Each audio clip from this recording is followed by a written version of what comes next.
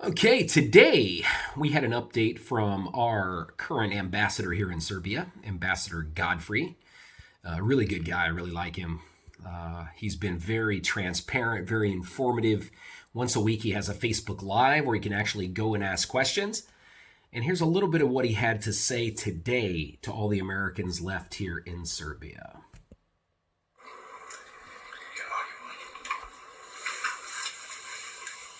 Hi, everybody. I'm Ambassador Anthony Godfrey, and thank you for joining us here today. I'm very happy to be in contact with you. This is a town hall for American citizens who are in the Republic of Serbia. I hope that I'm going to be able to share some new information with you today, but I have to admit from the very beginning that some of what I'm going to tell you is a repeat of things I've said before. But they're very important messages, so I'm going to share them again. So, first of all, let's talk about what's happening here. The government of Serbia has imposed some very serious measures to stop the spread of the COVID-19 disease. The borders are closed. The land borders between the Republic of Serbia and its neighboring countries are all closed. The government of Serbia has stopped all scheduled airline traffic. These measures are serious. They're important and they are working, and I'll talk about that in just a minute. But the curfew is serious. From 5 p.m. until 5 a.m. on weekdays, there should be no movement of anybody out on the streets.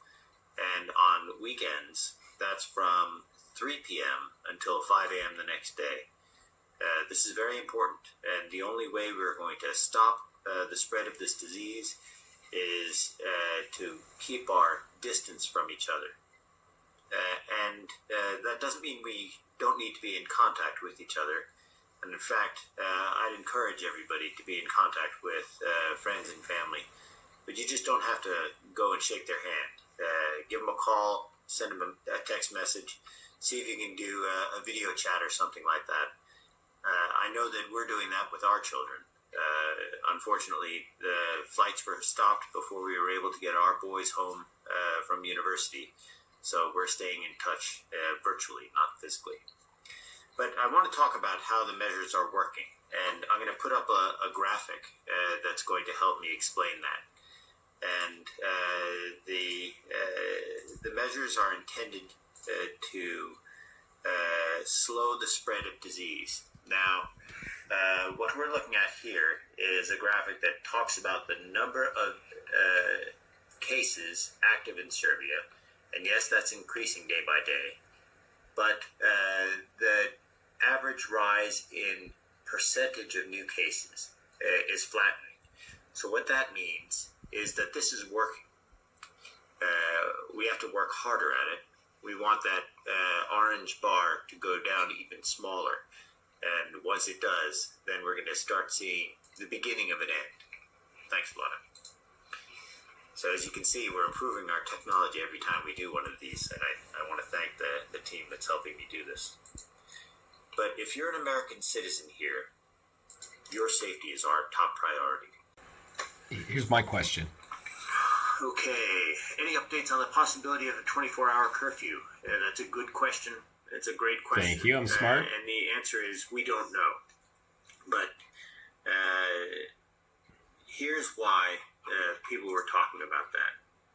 People were talking about that because people were not taking the curfew seriously. And the more we take the curfew seriously, we follow the rules, the less likely it will be that the government will have to impose a harsher curfew. The answer will be, though, are we going to be able to manage to get people out during a 24-hour curfew? I'm going to go out on a limb and assume that I'm going to be able to get agreement from the government of Serbia to allow the Americans who are participating in a repatriation flight to come to the airport.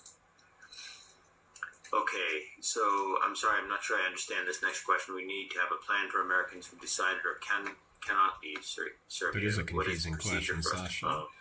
Well, the procedure is... Okay, I know. Frank. Okay, my friends, your little educational segment today is going to consist of 20 dinara. This is the second smallest Serbian bill. The smallest Serbian bill you're going to find is 10 or 10 dinara. This is 20 dinara. Little green bill. This is the first piece of Serbian money that I ever laid my hands on. My friend gave me one when I got to the airport. This was roughly 18, a little less than 20 cents, less than a quarter, of course. Well, of course, because a quarter is 25 cents. It's just, for paper money, it really has very little value. Some places you can get like a yogurt. Like a yogurt here in Serbia is typically not flavored. Just plain yogurt that they eat with burek and some pastries. But sometimes you can get them for that price. But other than that, not much. It's 18, 17 cents, so you can't buy much. This, as a silly Westerner, when I first saw this picture, I thought he was Muslim. I mean, I knew very little about the Serbian Orthodox faith, but that's the furthest thing from the truth there. This guy here, his name is actually Peter II Petrović Njegoš. A lot of people just called him Njegoš, and he's very, very popular in this region. He was a Prince Bishop of Montenegro. He was a poet, philosopher, one of the most important writers, if you will, in this region of Serbia and Montenegro here in the Balkans. Some folks called him the Shakespeare of the Balkans. One of his most famous, like, epic poems is called Gorski Vienac, which means like mountain wreath. And it's like his best known works here in this region. Okay, and that's him. He was an Orthodox Christian, of course, and he was born like early 1800s, and he died by the age of 40, even though he looks, you know, I don't know, he looks 50-ish in that picture, maybe I would say, wouldn't you? But anyway, that's who he is. And this is the back of the bill here. You get the Serbian emblem here. There he is again. Then you've got down here the mountain Lovćin. That's in southwestern Crna Gora, or Montenegro. And they say that is kind of what gave the inspiration for the name Montenegro, Mount Lovćin. Because they call it, here in this region, they don't say Montenegro, they say Crna Gora, which Crna means black. Gora is like mountain. Anyway, that is 20 dinars. If you get one, you can't do much with it. A lot of my cheap Serbian friends, they might leave that as a tip if they go somewhere. Anyway, enough. Hey, ciao, my friends. Day number 17, or 17, of my self-quarantine here in Novi Sad, Serbia. Day 17. No interaction in the last like week and a half, with the exception of a cashier or a, well, that's it, you know. So once I get back, once this is over, I don't even know if I'll be able to interact with people. I'll be so socially awkward. I don't even know how to talk to somebody, you know. But I can't wait till that day to at least attempt it, you know. Anyway, today I slept in late. The days kind of are going quicker, maybe, because I'm sleeping a little longer. I've got 3 phones here. Actually, Galaxy S8 Plus that's got a battery problem. The Note 9 and a Note 10 here. I love Samsung products, as you can tell. But I go from one phone until the battery gets dead, then I lay it down, then I use the other phone. So by the time I do that, I've wasted about 3 hours. So I'm eating breakfast when I should be eating lunch. I'm drinking my coffee at lunchtime, and then, you know, now it's dinner time here.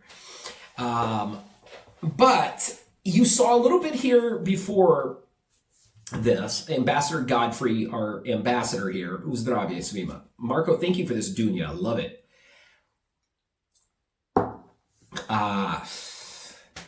Ambassador Godfrey discussing the situation here. The embassy still, they're very transparent here, I think. I really like the new ambassador. It's nice that he will sit there and answer questions. Anybody can write a question to him, and he'll answer that live. So it's really nice, and it makes you feel a little bit like your government cares, in a way, for you. But he doesn't know anything about evacuation flights. They say maybe if there's a flight, if they can't organize one more, that'll be it, probably. Anyway, the numbers here, worldwide corona cases surpassed 1 million. It's 1,200,000, some, didn't get the exact number. So it's over 1 million cases worldwide. United States continues to skyrocket. 235,000 confirmed cases, up 20,000 from yesterday. There's a little place called Albany, Georgia, that's like a hotbed of corona because of a funeral, they say. Somebody went for a funeral, a bunch of people showed up for the funeral, it spread. I mean, it's just insanity. So social distancing, locking yourself in your house is so important. Serbia is up 111 from yesterday. We're up to 1,171 confirmed cases. That's 31 deceased. So God rest their souls. A lot more folks are being tested here. I still know very few people. One guy was kind enough to write in the comments that a friend of his was actually tested.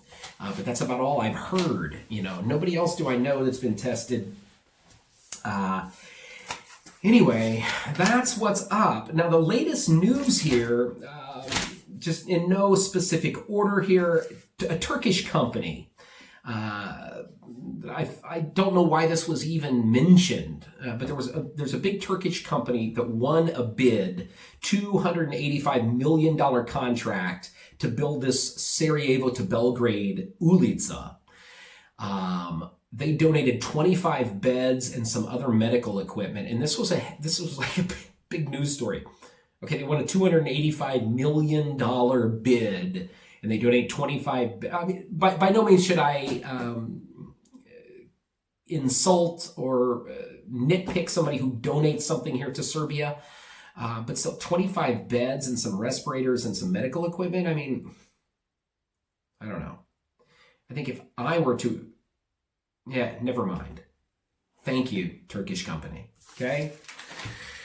Kosovo is in the news, all over the news.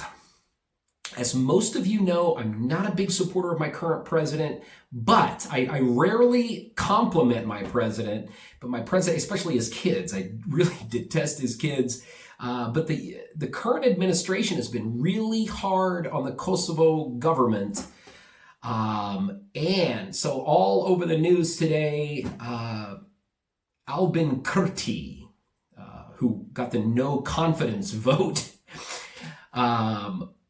partially because of the United States, I think, in the Trump administration. Kosovo said today that they're removing the tariffs that they had against Serbia and Bosnia. They've removed 100% of the tariffs. No tariffs anymore on Bosnia. And the reason they were doing it to Bosnia does not recognize Kosovo.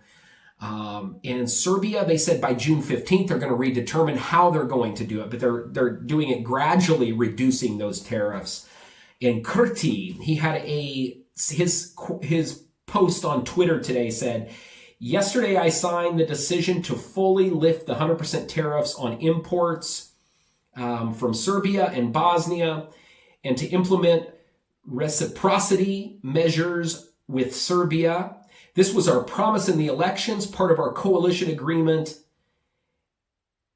and part of the government progress.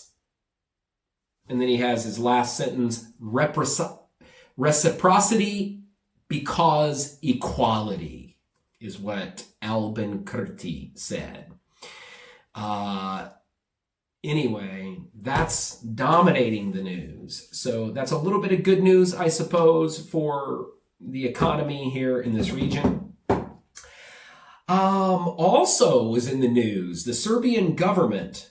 This is one thing that happened and then it was quickly revoked. The Serbian government took control of all info on this crisis from hospitals and medical departments all over Serbia. Ana Brnabic, I guess there was one journalist here, Ana, I forget her name. She was arrested for giving some information. She works for Nova.rs here in Novi Sad, or a news source. I don't know if it's out of Novi Sad, but she was reporting that a hospital here in Novi Sad was without medical equipment and they had people in place that didn't know what they were doing. And the government, or they arrested her for speaking out on that. And so the government came out and they said that they are, from now on, hospitals need to notify this crisis center in part of the government before anything is leaked to the media. But there was a big major uproar over this, the arresting of a journalist and that. And so they have since revoked that. And that's what scares me. By no means am I getting on the side of this side or that side. I'm just reporting strictly what I find here in the news. Okay? I don't want to be arrested for anything like that. By no means am I taking a stance against the government or for the government here in Serbia. And some folks mention quit quoting our government officials, quit saying positive things about the Serbian government in these videos. I'm not. I'm providing information that I read, and I did have something positive to say. I think they've taken a good stance on keeping this from spreading. People were critical of the government here. They said that the current government made a joke of this. Dr. Nestorovic and President Vucic did have some silly little joke about shopping in Italy, but my government did the same thing, and I think the vast majority of governments around the world didn't take this seriously, as serious as they should have when it first came about. But in defense of President Trump and President Vucic, probably all of us, I even had those thoughts at the beginning. I thought, oh, this is just bullshit media crap, So by no means am I taking a side of anybody here, just providing a little bit of detailed info, my friends. And that's really it, my friends. Quick, short video. Today, here right before the video, I was working with my buddy Uroš Milic. I was drinking a beer and speaking with him. He was teaching me some Serbian. I learned some different words. We went through some verbs like pečam, mrtav. That's weird with mrtav. Ja mrtav, ti mrtav. I mean, why? It doesn't change. Shushim, I learned that. That's dry. I'm drying my clothes. This is a weird one. I hate this word. Popravium. Popravium. Anything with that popravium. Anything with that yum, I always struggle with that. Popravium. Do you know what I'm saying? Razumite. That is to fix, I guess. Ja, popravium auto. Popravium. I think I say that wrong every time. Yim. I think I focus too much on the l and the y. Yeah. But you're not supposed to. Yeah. You got to do it fast. I know, but I always struggle when I read it. Popravium. It just feels like it's not right coming out of my mouth. I remember one of my buddies. Well, I don't need to write it. His name is Manojlovic. He's from Echka. Dejan Manojlovic. His family's a phenomenal family. I love him. I stayed with him numerous times. They fed me well. I go to their slavas, etc. Anyway, when I first heard his name as an American, when he told me his name, Manojlovic, I always, when I first saw it written, I always thought it was Manojlovic. But it's Manojlovic. Ugh. And some of these verbs are just, the words are just insanity. Pogorista. I learned that one too. That means guess what? Pogorista. Skachim. Is that how you say it? Jump. So I'm going to focus on just a few little verbs per day and we'll go from there. Anyway, my friends, that's it from me. Have a good night. Take care and stay healthy.